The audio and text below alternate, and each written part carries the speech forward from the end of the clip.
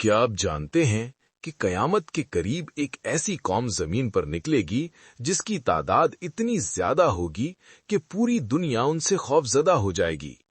एक ऐसी कौम जिसके बारे में कहा जाता है कि जब वो जमीन पर फैलेंगे तो समंदर और दरिया तक खुश्क हो जाएंगे।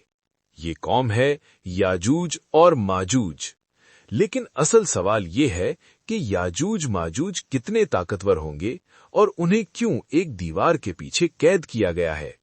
आज की इस वीडियो में हम इसी हैरानकुन हकीकत के बारे में बात करेंगे। याजूज माजूज कौन है? इस्लामी तालीमात के मुताबिक याजूज और माजूज इंसानों ही की एक कौम है। इनका जिक्र कुरान मजीद में भी आया है।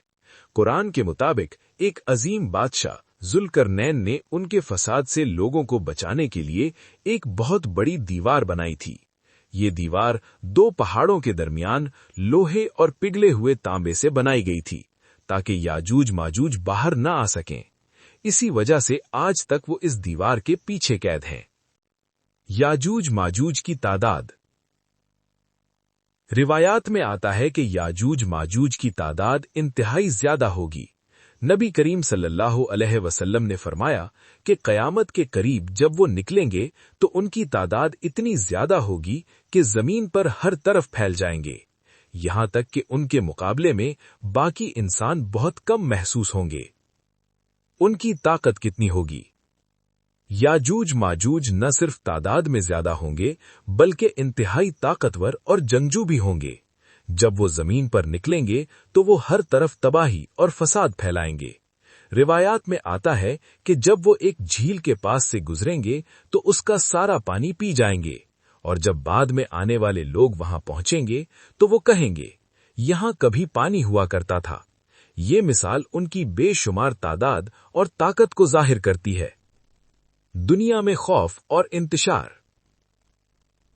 जब याजूज माजूज जमीन पर फैलेंगे तो लोग इंतहाई खौफ में मुब्तला हो जाएंगे।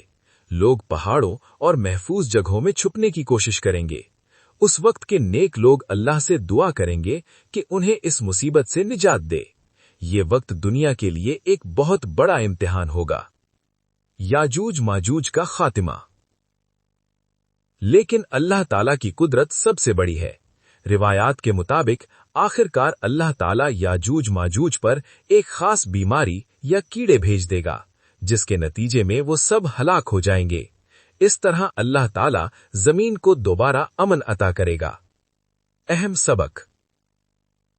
याजूज माजूज का वाकया हमें ये याद दिलाता है कि दुनिया में ताकत, फौज या दौलत हमेशा इंसान को नहीं बचा सकती। असल कामयाबी ईमान और नेक आमाल में है, क्योंकि कयामत की निशानियां एक दिन जरूर जाहिर होंगी।